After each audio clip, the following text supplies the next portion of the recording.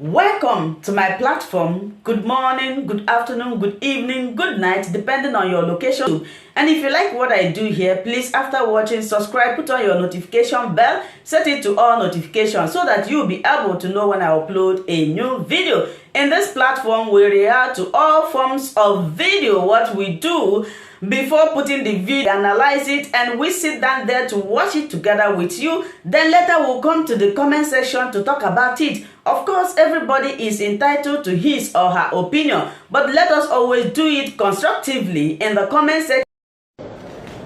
In 2007, when our party, then the ACN, was rigged out of elections in Osun, in Ekiti, in Ondo, and in Edo State, I was asked, he invited me to his residence, as Asorock invited me to his residence at Bodilon. And he said to me, the only way by which we can possibly reclaim the states that have been taken away from us by this rigging is going through the courts. And he said to me that the only way is by proving that there was multiple voting.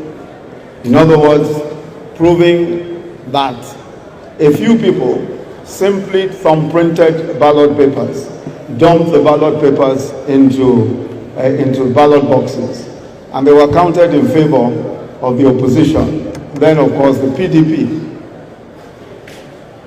He then said to me that the only way we can do this is by somehow, he says, I don't know how you are going to do it, but somehow proving by forensic evidence that this is exactly what happened. I said to him, I said, Asorock, look, nobody has ever proved an electoral case, an electoral petition by forensic evidence. There's just no history of it. He said, and I said, what is even more?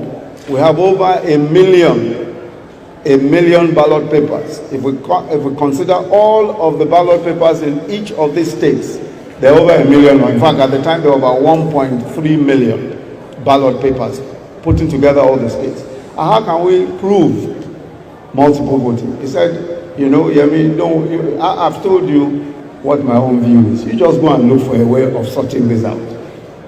So I went to the UK and met with possibly the most experienced fingerprint expert in the entire United Kingdom, a gentleman called Pl0T, introduced to me by some of the QCs who I'd worked with in the UK.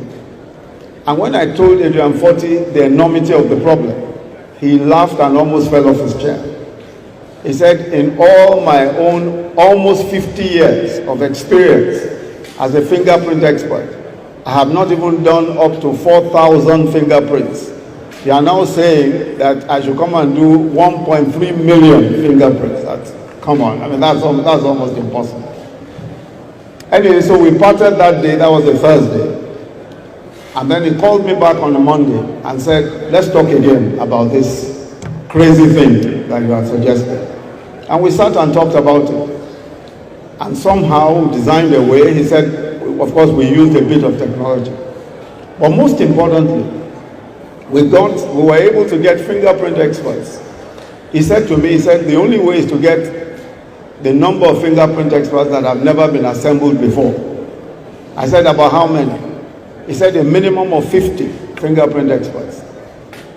In the end, we hired 63 fingerprint experts, 63. 50 of them were from the UK police. What was even more interesting about that was that even to get the UK police to support us, Asorock had to come all the way from Nigeria to come and talk to friends and people who he knew to try and persuade the authorities to let us use the UK police. In the end, they allowed us to, of course, in the spare time of those policemen. And we got an additional 10 policemen. Altogether, 63 policemen working flat out for almost 6 months. We were able to put together for the first time, definitely in the history of electoral petitions anywhere in the world, we were able to put together a solid forensic case that showed that all of the places where we were defeated it was on account of multiple thumb printing.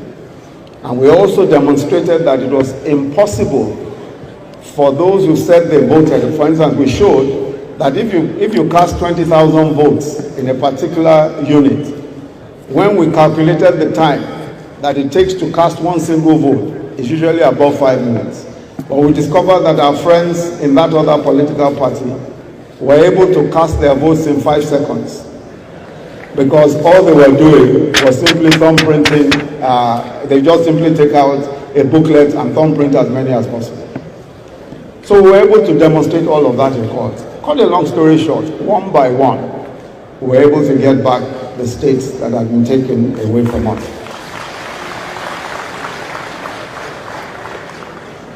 The only way by which that could ever have been achieved is surely not just by the vision, but by the determination of the leader, of our leader at that time.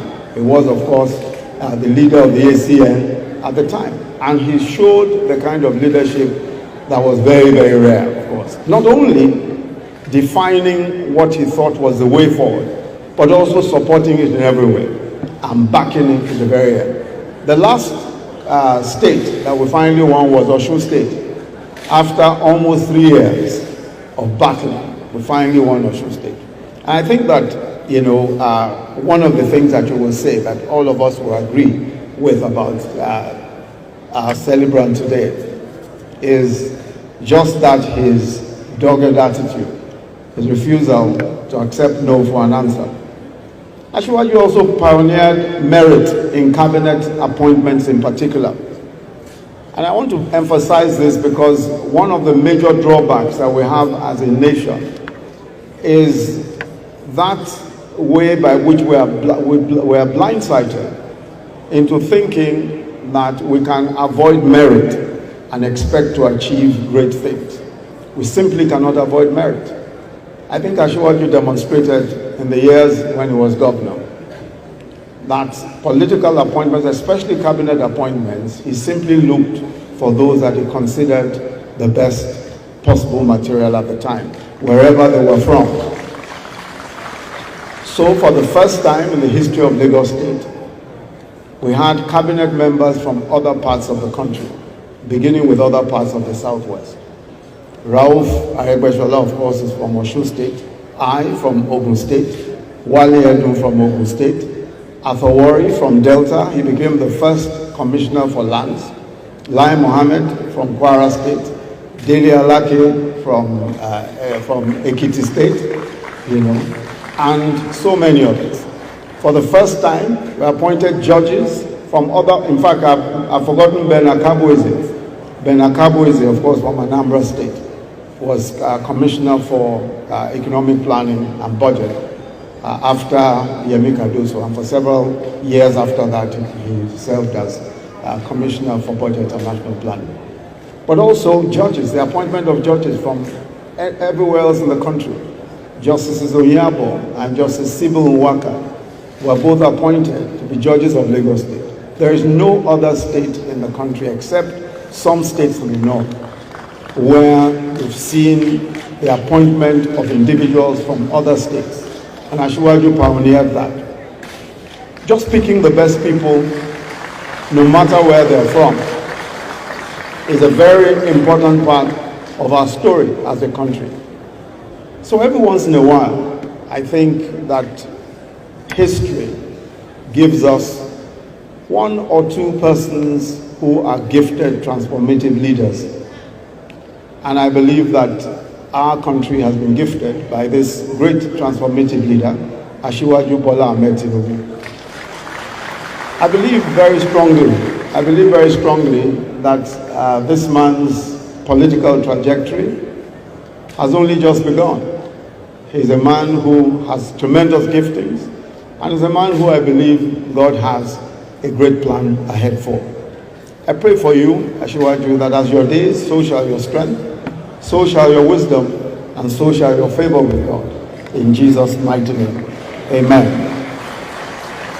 I'll just say, thank you so much for watching this video together with me. Like I said before, if it is your first time of coming across my YouTube channel and you like what I do, please subscribe, put on your notification bell, Share this video, leave your comment in the comment section. You are free to criticize, but let us do it always constructively. Remain blessed. I appreciate your massive support and I love and cherish each and every one of you.